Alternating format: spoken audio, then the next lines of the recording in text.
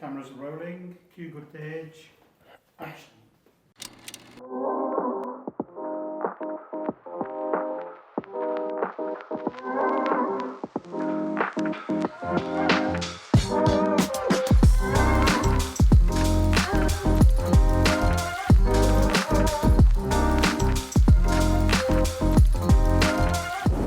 Hello everyone, welcome back to the TED Talks YouTube channel.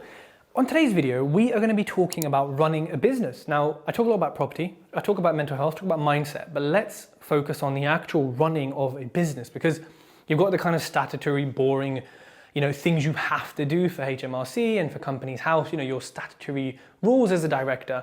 We're not going to talk about that, don't worry, I'll save that for some other video.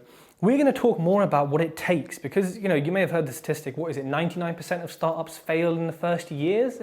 Something like that. Now, there's lots and lots of reasons for this, but, I think one of the reasons is that people are not cut out for it, right?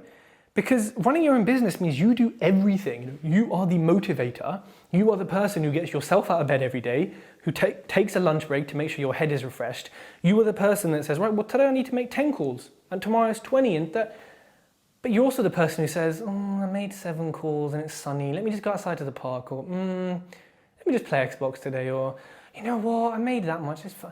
You're the same person who's going to demotivate you as well as the person who's going to motivate you. And I think a lot of people go into business chasing something that doesn't exist, which is like the passive income with no work.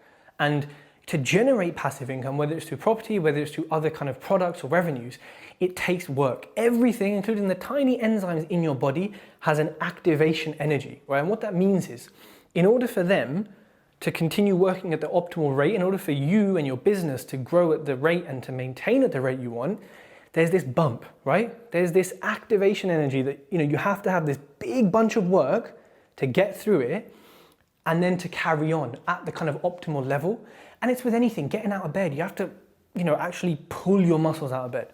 To lift weights, you have to push and pull, past a certain level, past a certain mental and physical blocker to get there. And a lot of people just aren't cut out for that in business. And I'm saying this, as if business is cutthroat and has to be, I need to make 100 mil turnover, I need to do all this shit. Listen, Grant Cardone fans, you don't have to do that, okay? Like, your business can be a casual business. It can be a side business. It can be run and you can make as much money or as little money as you want, right? Depending on you. As long as you're happy and you feel successful, and you're positive in doing what you're doing, it doesn't matter what people tell you to do. It doesn't matter what I say. It doesn't matter what people say, you need to be 10xing your goals. You need to be doing 100 calls a day. You need to be doing, it really doesn't matter. What matters is what suits you. But I think people go into business maybe thinking that and then get distracted and then get drawn into these narratives of we have to be this, we have to do this, when you have to do what the hell you want to do, right? Like, you have permission to do what you want to do. Secondly, I think, a lot of people don't solve a big enough problem. Now, property is easy because you're giving people somewhere to live. It's a very common, very obvious problem to solve. But some people start ideas or software or just things that do not solve a big enough problem, The bigger the problem you solve, right, the more money you make, the more successful you are. Look at the biggest companies in the world. Apple. What was the tagline, how many thousand songs in your pocket? Look at the computers they've made. Look at the problem that Apple is solving, the problem that is Microsoft, right? In terms of their software, their lagginess, everything. And it comes at a price. But look how successful they are and go look at their valuation on the stock market. Elon Musk put all of his money from PayPal, all of it, into Tesla. And now look at Tesla and look at what he's changed and look at the problem he's solving, not just environmental, arguably, but also the problem he's solving for people. So the bigger the problem, the more likely you are to stay in business and to have customers. That doesn't mean you can't have a niche thing that has, 2% of the market, because if you do, then you'll have a higher price. Everything works at a certain level, You're not going to be selling £10 million art every single week. You're going to sell that a couple times a year, and that's enough because that works. So make sure you have a big enough problem that you're solving. Another reason is I think people don't understand and they underestimate how much goes into running a business. At the start, you're the accountant, you're the marketer, you're the brander, you are the podcaster, you are everything. You're the project manager in property, you're the deal sourcer, you're the fundraiser. Even if you have a business partner, yes, it can take the heat off you, but you're still both doing everything, and you are both everything in the company. And I guess that changes as you grow, if you want it to change, by the way, because it does not have to. But, really, there is so much to do and so many deadlines and so many things you have to commit to, plus the networking, plus the fun aspect of a business, that how do you manage all of this at the same time?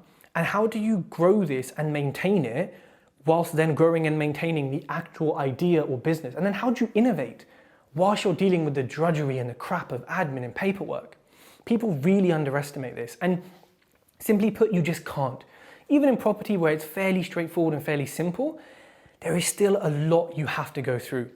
And I think perhaps lastly, people don't look after their mental health. They work, they burn the candle at both ends. You overwork yourself. We've been there. If you're running a business, you've probably been there as well. And you kind of don't take breaks because you think, oh, well, if I take a break, that's 10 minutes off this task. That means that's 10 minutes less. That means I got to do 10 minutes later. And you get obsessed with, oh no, but when actually the return on investment of taking a break is way higher than working like when you're in a crap mood or when you're not productive, Unproductive work is never going to be you taking a 5-minute break, going for a 20-minute run, going to the park, walking your dog, whatever it is, and coming back. Because one, that break actually can inspire you and give you ideas and change your atmosphere and your kind of, get you out of a rut sometimes. But when you come back from it, well, then actually you've come back refreshed, and then the task that was taking you 10 minutes will now take you 8 because you're so on fire and ready to attack this goal. So those are my kind of tips, I suppose, and realities of running a business.